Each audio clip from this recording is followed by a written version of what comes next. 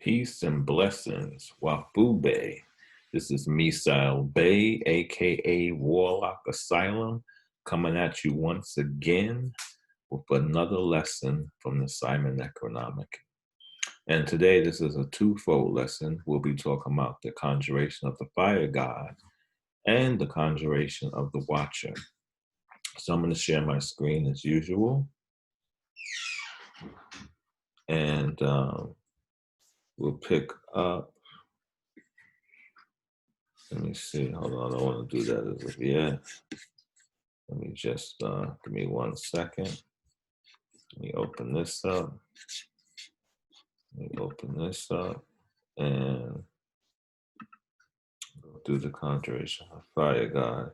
That's a very short section, so I'm going to lay out some details about the fire god, Gibble, Gira, and then we'll move on.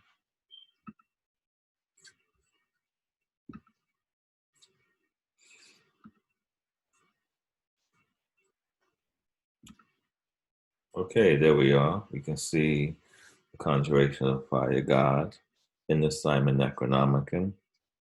And the god of fire is called the mighty son of Anu. And one thing I did want to express is that it's good to work with the fire in its own right. Once you have experience with the Necronomicon, Gira is also a very powerful ally that you could utilize to reach certain aims. But as you can see here, I think it's the fourth line. It says, "O God of fire, mighty son of Anu, most terrifying among thy brothers, rise."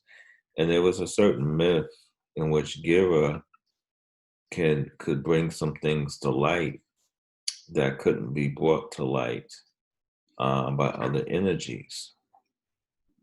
And it's very interesting. Some of the things that Gira was capable of stopping, and even in the Simon Necronomicon, fire plays a huge role. Actually, the priests are called the priests of the flame and the sword. So Gira is a very powerful energy, and fire generally can put a lot of things into the boat of life. I want to read some stuff that might have showed up on screen about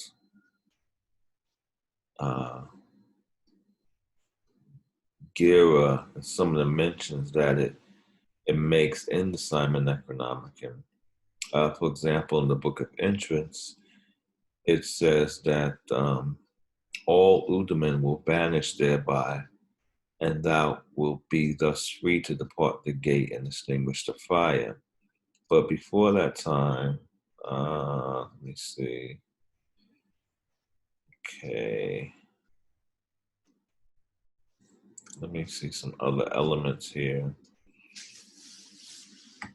In ancient Sumerian rites, fire was very important. So we have Gibble and we have the, which is the Akkadian term for the Sumerian fire god, Gira. Francis Lernermont, in his book Chaldean Magic, if you don't have it, that's an excellent book to pick up. He states in his book, he says, referring to Gibble, he was worshipped principally in the flame of sacrifice, and therefore he was called the supreme pontiff upon the face of the earth. But this god was also recognized in the flame which burnt on the domestic hearth and protected the house against evil influences and demons. This god, who resided in the flame of sacrifice and in that of the hearth, was also the cosmic fire distributed throughout nature, which was necessary to her existence, and which shone in the stars regarded in this light. He was adorned as the son of Anu. So the fire god actually had three aspects in ancient Mesopotamian mysticism. One was considered the flame of sacrifice. The other was actually the flame which protected the house that aspect of the fire god, which expel demons, that aspect, and also to as the cosmic fire, which I think is unique. And if I'm not mistaken, um, I think in the book of 50 names, I'm gonna try to see if I could pull it up. That's where you get this cosmic aspect. And this is something that's very interesting. I want to show y'all again. I want to share my screen because it's good that we can get a chance to talk about this uh, aspect with the fire god. Let me share my screen again. Okay. And we're going to go into the book of 50 names, and we can see that the 46th name is Gibble, right? And he has said that this power has been given the realm of fire and the forge. He keepeth the sharp point of the sword and the lance, giveth understanding of the working of metals. He also raises the lightning that comes from the earth and maketh swords to appear in the sky. And what's interesting about this is that, and I discussed this in the previous video, is that the words of power, there are a lot of Asian words in the Simon Necronomicon. And once again, we see here as the word of power for Gibble is Baal, Agni, Tara. So we have three deities there. We have Baal, which really simply means Lord, but is also a deity unto its own self. But here I would think it was a title meaning Lord. Agni, which is the Hindu god of fire, and Tara, which is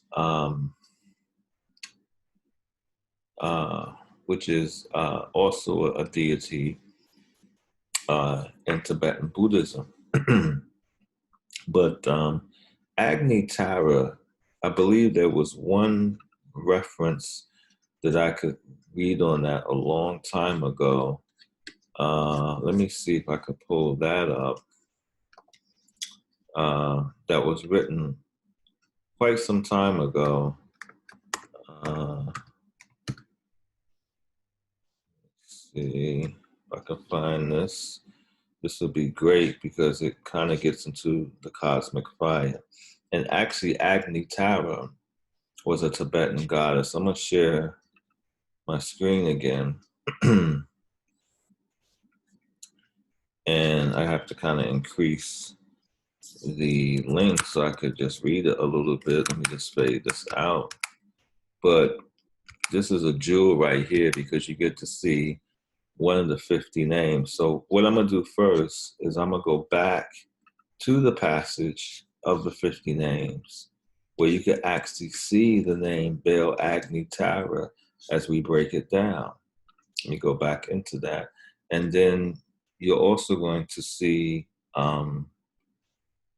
how this applies to a website, which I'm going to put into the link's description. So let me share my screen again. Okay, we're going back to the 46th name. And you can see the 46th name is Gibble, right? So this deals with the cosmic fire. Remember, in Francis Lenormand's book, he mentions Gibble as having three aspects: the fire of sacrifice, the fire for protection against demons and misfortune, and also the cosmic fire, which stood as the mighty son of Anu, the celestial fire. So when we look at this, it says that power has been given the realm of fire and forge. This is, I'm quoting on the 46th name. When we get to the latter part, it says this word is what? Baal, Agni, Tara. So most people can see Baal, that means Lord. So this is pretty much saying Lord, Agni, Tara. And the other R is put there not really so much as a distraction, but just kind of like, as a way to really get the pronunciation correct. So that's very profound. Now, when we look at that, in light of this other information I'm about to present, it's completely mind-blowing because you can really see that a lot of work was put into the Simon Tome if it was written. You know what I'm saying? Other than that, it was just stuff that was in there that was pretty much um, impossible to get together back in the early 70s unless you had an immense library. Maybe Kenneth Grant had this immense library. I mean, he wrote several books. I'm sure he came across a lot of different things, but not to distract. Let me go into this page. I'm gonna put in the description link. Let me stop share again because for some reason, hold on, it's not coming full circle. Let me just try to capture it again. No, let me see something. Let me try.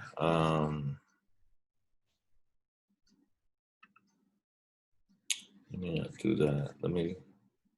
You know what I do? Let me go back into it this way. Let me cancel that out, and then let me go into it now. See how this works out. So we should get a share screen here. Let me share. Still not coming up. I might have to X a couple of these pages out. I'm sorry about this, folks, who's watching this. Let me try it again. See what comes up. Okay, there we go. Okay, so we can see the article is Agni Tara, right? And you can see the energy here of Agni Tara. That's probably a seal for the 46th name of power, Gibble. And there's a whole commentary on Agni Tara. So we saw that Agni Tara was the word of power preceded by the prefix Baal, which means Lord. So this means Lord Agni Tara. And the article goes, written in 2002, Tibetan goddess Agni Tara embodies the transformative element of fire in all its forms, similar to what we read about Gibble in Francis Lerner's book. This is crazy, which the ancients perceived as being a single nature fire, lightning, and chi or q. Now, this is very interesting because the ancients perceived as being a single nature, fire, lightning, and chi or q. So once again, let me see if I could pull this up because I have to show y'all what I was reading from so we can see how all this connects. It's a very beautiful passage. As you can see, I was reading from some notes that I took that actually are in the Atlantean Necronomicon, but I'm using the word file that was transcribed into that book. And we can see that Francis Lerner makes an interesting observation concerning Gibble in his classic work, Chaldean Magic, which is available online. I've quoted it in many articles. I'll put that in the link in the description because we have a free copy in the Ed Hedwana Library, and there's other resources. So it says, Lerner says, he was worshipped principally in the flame of sacrifice and therefore was called the supreme pontiff upon the face of the earth.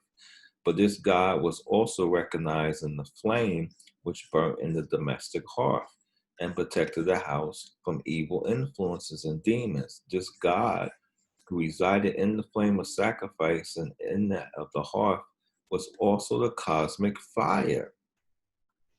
This is the exact definition of Agni Tara, distributed throughout nature, which is what the Q is, the chi, which was necessary to her existence, and which shone in the stars. Regarded in this light, he was adorned as the son of Anna, or as mentioned in Necronomicon, he was adorned as the son of Anu. So this is very, very interesting information.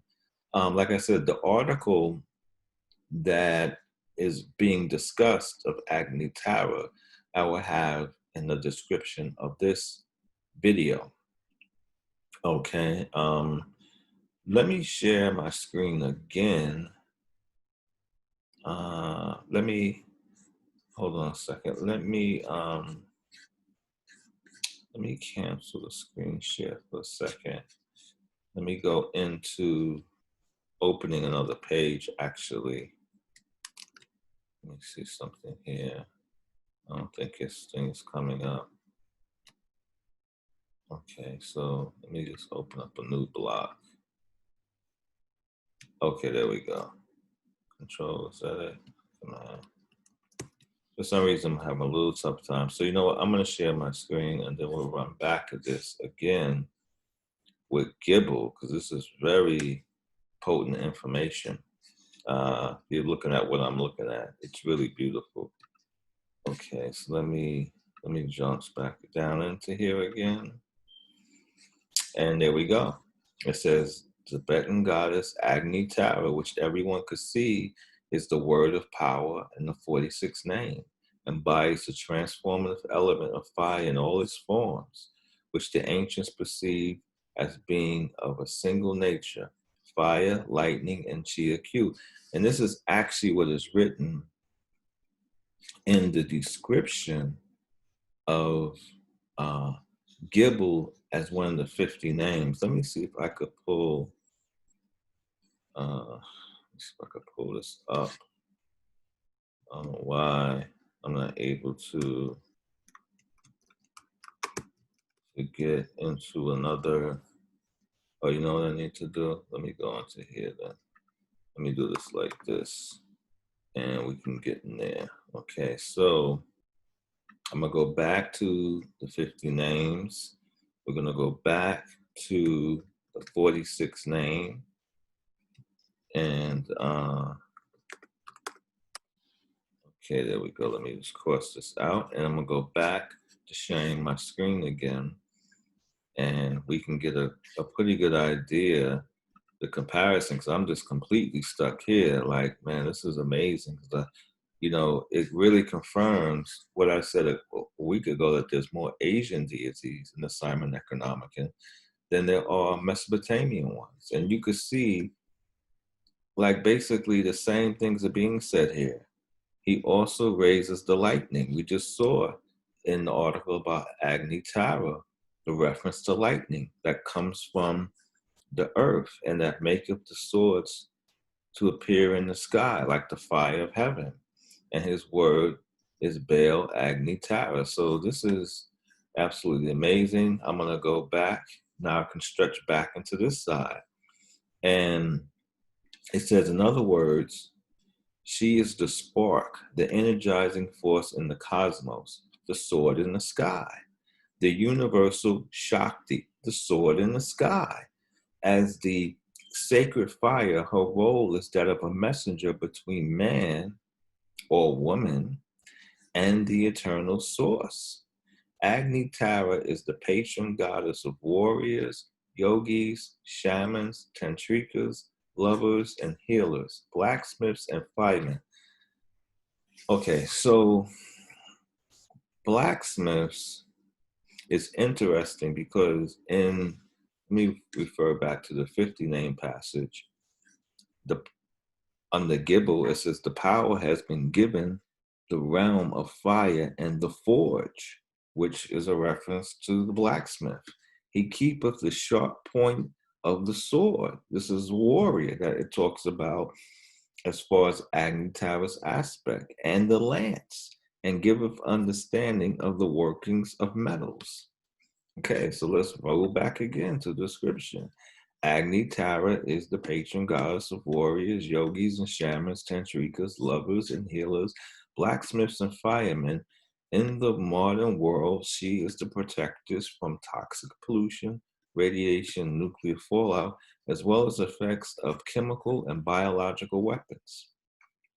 Okay, the traditional Tibetan Buddhist pantheon of recent centuries has relegated Mi-aha Drolema to the role of a minor or even obscure goddess. In the modern world, however, her importance cannot be underestimated. Agni Tara may well be honored on a par with Green Tara and White Tara in the 21st century. Okay, so this is really, really interesting, but you can see in the Simon Necronomicon, this is crazy. Let me go down a little further. Agni Tara was probably brought to the Himalayas through Tajikistan, Uzbekistan, and Afghanistan by the Saki people when a large segment of Saki tribes were driven out of Central Asia by the Xiongnu Proto-Hun allies of the Han Dynasty. Jews probably imported into India and Tibet under the Kushan Dynasty. Saka is the Persian name for the same people which the Greeks referred to as Scythians. A group of Saka people who remained and eventually prospered in Gansu and Inner Mongolia, the Shia translated to directly related to the Tibetans, were among the very first peoples whose cities were destroyed by Genghis Khan. The survivors escaped north to Siberia, where they are today known as the Yakuts, though they still call themselves Saka. Memory of Agni Tara seems to have been lost in India, where the Homo fire ritual is symbolized as a male deity, but she survived in Tibet, where she was absorbed into the important Tara tradition. So you're not really going to find too much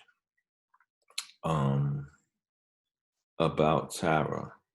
Okay, let me just go down a little bit further. It says, it should be noted that the ancient fire ritual of Agni Tara is shared in some form or other by all the ancient religions that have roots in Central Asia. As an example, Hinduism, Buddhism, Zoroastrianism, Shintoism, and Taoism. Wow, sounds like Nzulu. With all the stuff going on, the people wonder, like, oh man, they don't even know that Jehuta is a term that means the eye of Horus. J-O-H, means the eye of Horus, and Uta is another term that means the eye of Horus. They think stuff is made up, and it's silly. Okay, but anyway, getting back to this is very beautiful passages that we can see that the weight of the fire god is extremely important in the workings of the Simon Necronomicon. Okay, so next, let me make another adjustment here. We'll now go on to the next section, which is the conjuration of the Watcher. And there's a lot of meat in there. I mean, I didn't even know we were going to get that far into the fire god. This could be like a whole other episode. But we'll try to take it on tonight. We'll definitely try to take it on this early. I have my tea and stuff or whatever. So we'll try to take it on tonight. I'm going to share my screen. Let me just blow this up. But no, you know what? We're fine. Let me share my screen a second. And we'll go right into this. Okay, so one of the things that's essential in the Necronomicon workings is the calling of the Watcher. Okay, and we start off in the Conjuration of the Watcher. It says, this is the book of the Conjuration of Watcher, for formula as I received it from the scribe of Enki, our master and lord of all magic. Great care must be taken that the untamed spirit does not rise up against the priest, and for that reason, a preliminary sacrifice must be made in a clean new bowl with the appropriate sigils thereupon, being the 3 carbon signs of the rock of my initiation, which are the Ara, Aga, and the Bandar symbol. Okay. So let's talk about that for a second before we move on. I had mentioned in another video that the rock of initiation is a distinct rite in itself, and it works a lot like the rites we see with candle magic. In this case, the Mad Arab lit a fire, but a person could, people have said, those symbols have no meaning. The Aga, the Ara, the Aga, and the Bandar symbol. which I completely do not understand how someone could arrive at that definition when the symbols are defined in the book. And basically, how they're used is that the mad Arab had lit a fire next to a stone, which he calls the rock of his initiation. And from that, he was able to see, what those symbols represented. And it wasn't a way to tap into the power of the tone. So in the same manner, a person can build an altar, similar to how certain energies are worshipped in indigenous religions, where someone lights a candle, they preserve an altar, they put food on it. All that is by those three symbols of Mashu. That's not to be, overlooked. That's a very important part of the work, because the idea of keeping a watch in the world, that's not a good idea.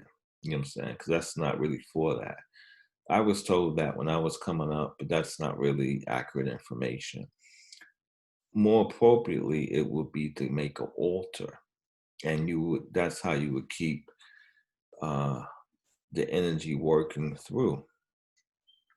That's just that's just how that works. You know what I'm saying? So you have the rock of initiation with the three signs of Mashu, and you also have the three signs, sigils of Mashu, inscribed upon what will later be called the Agama Saratu.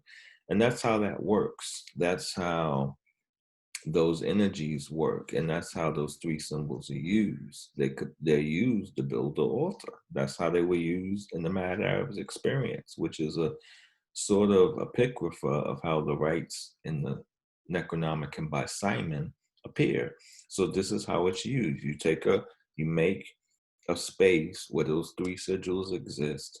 You create an altar for it, and you put water, candles, drink, and you leave it there. You feed it there. That's how that works. The watcher rite is actually something separate. Okay, and this is what is discussed. Let me share my screen again, and we can get further on into this. Okay, coming back up. And there we are. And we says that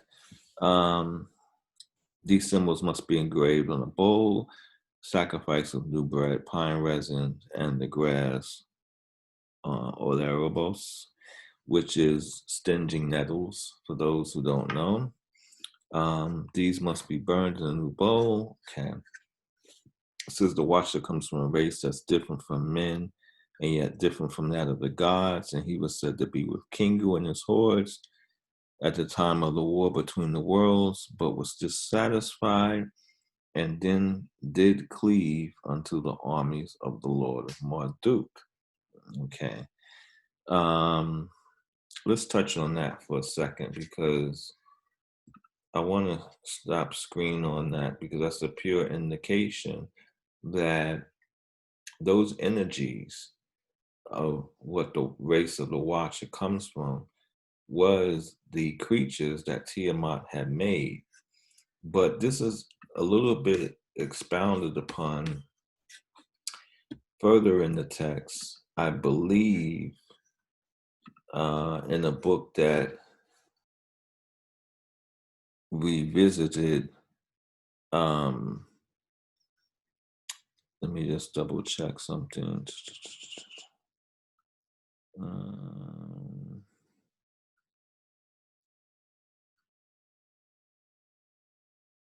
Okay. And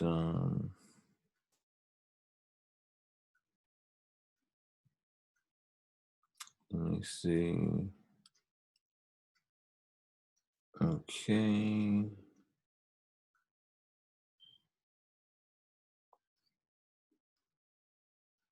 Okay. And, from my opinion, those energies would fall under, they can fall under various descriptions. Let me just say it like that. but I'm gonna leave that for another show because there's some information coming up about that I will leave for a future show that we'll get into. I'm gonna go back and I'll read a little bit more because I want to research a little bit more where that was going to about Marduk and those energies that did cleave to him. Okay, it says, wherefore it's wise to conjure it in the name of the three great watchers who existed before the confrontation, which is Anu, Enlil, and Enki, and they are called the Maseratu, and the watcher, Kia Maseratu. So, and the watcher sometimes appears as a great and fierce dog, who fights to eat them away, and the watcher aloft the sword of flames, and even the elder gods are awed thereby, which is very much a similar description to Gibble as we just saw. And sometimes the watcher appears as a man in a long robe shaven. So these various appearances of the watcher has a lot to do with the insight that the practitioner has into the text and what could be utilized as a watcher. You know, some cases without them even knowing. For example, excuse me, the 50 names are said to be called the watchers of the outside. So the 50 names are also watchers. So it depends on the level of expertise that a person has as far as dealing with the watcher. But I would say definitely through the initiatory stages, they should just follow the prescription as it is. They should follow the description of how everything rolls into the text. To give you an idea about other things that could be filtered into the watcher calling, comes from what the watcher is also called, the sign of the bandar. That was what is written in the Mad Arab's testimony as far as the name of the watcher's sign, which will be this sign to the right here. That is also the sign of Metatron, right? I want to kind of get that out the way, but we can see here, Warlock Asylum International News. I'll link this page also into the description. They have the Bandar, a hidden Necronomicon trap, an excerpt from the Buddhanomicon. You can see the artwork here of the Buddhanomicon. And it mentions here the three signs, and the one that describes the watcher is the Bandar sign. And that's taken from the testimony of the Mad Arab. It says the bandar, however, must never be used alone, but with one or both of the others. For the watcher must needs be reminded of the covenant it has sworn with the elder gods and our race. Else it would turn upon thee and slay thee and ravage thy town until succor is to be had from the elder gods by the tears of the people and the wailing of the woman. Okay, so where does this term bandar come from? And we can see that here in the middle of the page. This is another great jewel that the Necronomicon was able to capture, which wasn't that accessible at the time that the book was released. In the paragraph, it says, published in 1908 under the direction of the Royal Anthropological Institute of Great Britain and Ireland, was a series entitled Man, a Monthly Record of Anthropological Science. In volume 3 of this work, under the subtopic, Note on the Bandar Cult of Candian Sinhalese by C.G. Seligman, M.D., we read, in the paper on the Veda Cult of the Dead, published in the Transactions of the Third International Congress for the History of Religions, I alluded to the practice prevalent among the Canyan Sinhalese, that is, of the Sinhalese of the central portion of the island, of canonizing important men soon after their death and making offerings to the spirits who are invoked to protect from evil and sin good fortune. Such canine spirits are known as Bandar. So once again, we see another rite that appears in the Simon Necronomicon from Asia. Okay. And M.H. Parker, late of the Irrigation Department, who has devoted special attention to this subject, writes that he has the names of considerably more than 100. Some are included on this list. It says some included in this list as important ancestors, others the majority because of their power, others because of their cruelty or their sudden violent death. They are classed as yakas by the Sinhalese and are generally hurtful, but some have certain protective functions and protect cattle and coconut trees and crops. Okay, that's very important. This is about, in this article appearing, is about as much information that you're going to get on this Bandar cult without buying a book. So you can visit the article on the website and you can get a lot of information about this Bandar cult that comes out of Asia. So like the fire god, which was an actual Sumerian entity that had an Asian word of power, the term Bandar also comes out of Asia. You understand what I'm saying? So there's a reason for that. And it's definitely like wisdom to see the continuity of things still practiced today that were fragmented in some of the ancient Mesopotamian lore. So by connecting the East and the West, we can see fully how these rites are to be worked and how they evolve. And even the Bandar that was contacted by the Sinhalese Indians, when you read the article further down the line, what would happen was that they would petition this deity who represents Nagal in the Mesopotamian pantheon. They would petition this energy in the name of three high gods, just like we petition the Watcher in the name of Enki, Elon, and Anu. And interesting enough is that some scholars have contended that that Nagal, the name means great watcher. So this is almost identical, right, to what the watcher calling is. The rite of the Bandar amongst the Sinhalese is identical. The Sinhalese Buddhist is identical to the rite that appears in the Simon Tome. And that being said, when the Bandar was called for the first time, a negotiation was made between the practitioner and the Bandar as far as what their terms of agreement would be and what the contract would be. And a lot of times in the Simon Tome, it says that one is to instruct the Bandar on all his responsibilities and duties. So I think this would have something to do with the initial calling. Usually during the initial calling, the first calling, oh man, I wish I had my some pictures out because I could show you some pictures of the first time I called the Bandar, and it was pretty interesting. The fire looked like the image in the fire looked like a woman holding a child. That's the image that came up in fire.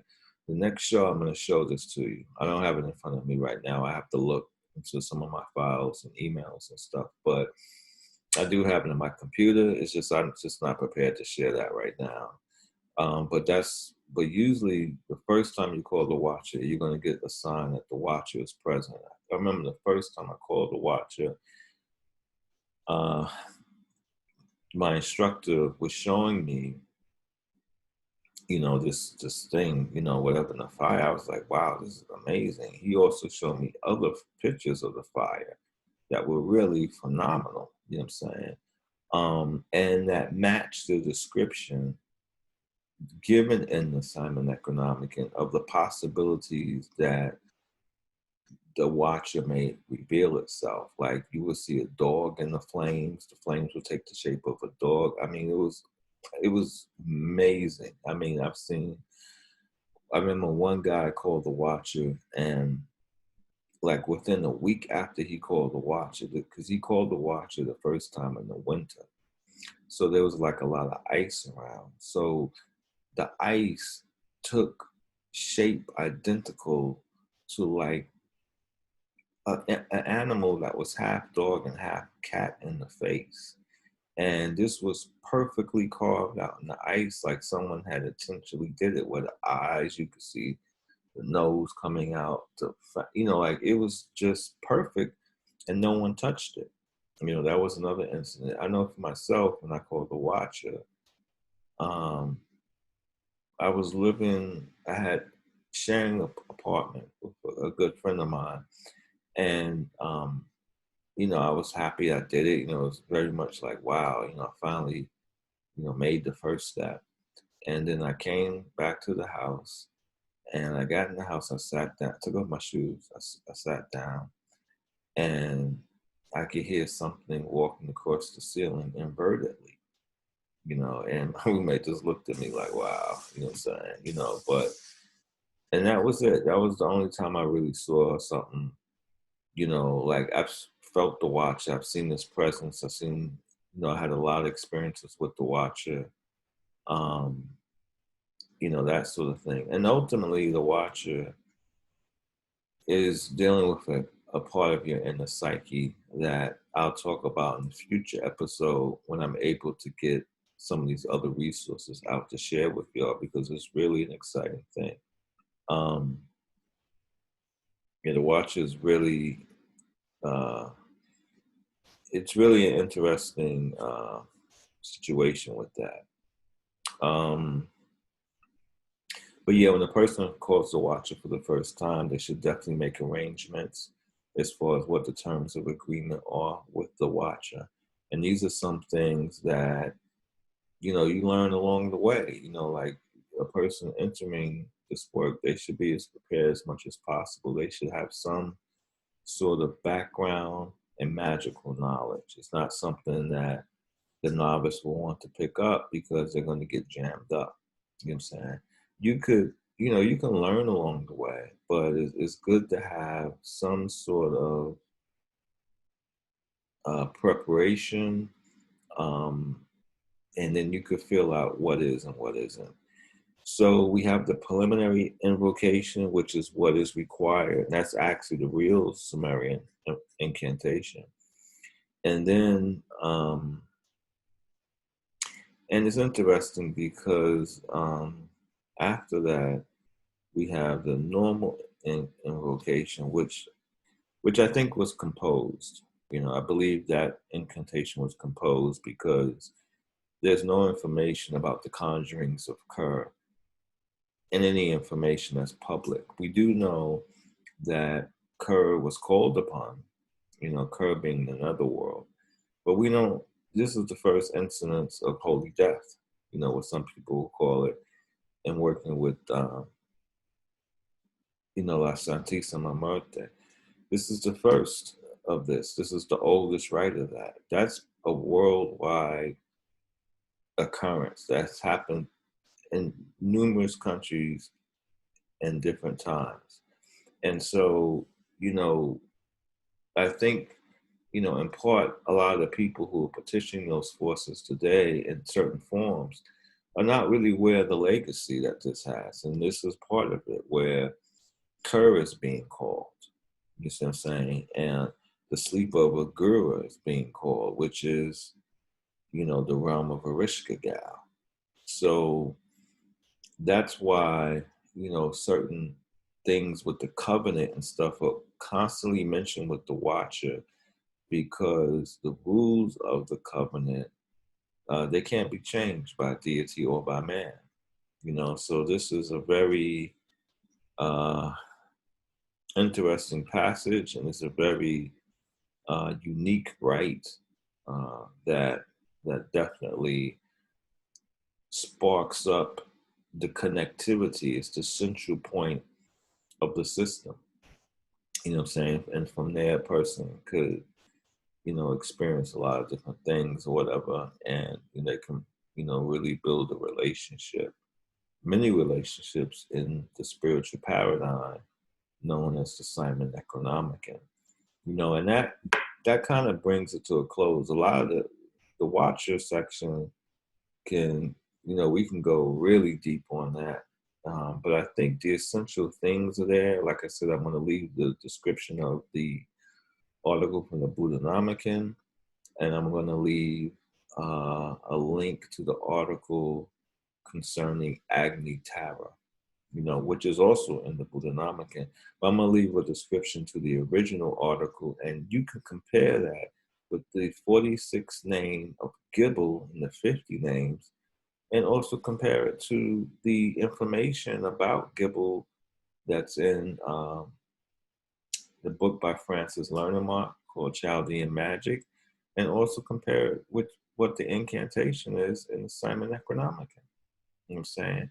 It's an amazing system. It's able to collect a lot of different fragments from around the world that deal with certain things and combine it into one text that's truly intergalactic, and it reflects a time when the whole world, its knowledge was on the same page. People, it's funny how scholars think like all the children of the pyramid culture are the same, but these people think, hey man, someone's building a structure over here, and that structure is identical to another one, 3,000 miles away, and they have nothing to do with each other. How is that even humanly possible? If I find a crucifix in New Zealand and then I find one in Alaska, I'm going to think like, there's some people who is involved in church. They may not see everything eye to eye, but they have faith in the same deity. So if you see some pyramids being made in one place and they're being made the same way in another place, that tells you that, they believed in the same thing. You know what I'm saying? It's just that simple. And why I'm even bringing this up, when you look at the Agamasaratu, it's said to represent the Great Watcher, which is Nagao, who also took on the appearance of a lion, and three Great Watchers, the Earthly Watcher and the three Great Watchers, right? So that's the Gizeh Acropolis, where you have the three Great Pyramids and the Sphinx. It's very simple. And from that, you could tell what the pyramids were originally used for. You see what I'm saying? And so basically, the Necronomicon will fall into the rites of the cult of the dead. It's a very ancient rite. And it's not, what people forget is that in those systems that were a little bit more necromantic, they also had planetary assignments. People think, oh, necromancy it never had to deal with, but it was deep into astrology. That was part of it. So when you read Gates of the Necronomicon, he says that the underworld existed out in space and below the horizon, you see. So it applied to both. That was the whole underworld system. And that was the most ancient form of spiritualism known to man. And it was just a different dynamic than what's viewed today. There's a lot of secrets that you learn along the way. For example, people say family is important. Where does that saying come from? Family is important because if your ancestors have to communicate with you, they're going to do so through someone that you share DNA with. That's just that simple. Gods and other forces communicate through you a little bit differently. They communicate through you through friends, authority figures, and things like that. But ancestors, they're only going to communicate through you, through people who you share the same DNA with. You know what I'm saying? Unless you go to someone who's really like a really high priest and he could see, what's around you. That happens often too. But ultimately, as far as the messages are concerned, what the priest could do, he can clean you up and get you to be more of a conduit to the ancestral messages. But only the individual can receive those messages, and they usually come through another relative. Some of these things are even described in Gates of Necronomicon. You know what I'm saying? So it's very, very important that we pay attention to what's being said and how it could apply to some of the material that's available out and about on the Simon Necronomicon. It's a very, very unique thing. And some of the discoveries that we made tonight are very interesting. And I want to thank everyone for joining. Um, Press the like button, hit the subscribe button. We still have more of a journey. We'll be going into overview discussions concerning the entire book, which we're well on our way. So being able to do a show with the Fire God and the Watcher, it definitely signifies some progress. But we want to make sure that the material that's coming forth is also of high quality. Not to rush through something just to get a video done, but it's really more about laying down some of the jewels that are in the book that can help a person understand its premise and its function. So this is me, Sal Bay, aka Warlock Asylum, and we're closing another lesson from the Simon Necronomicon. Have a good night.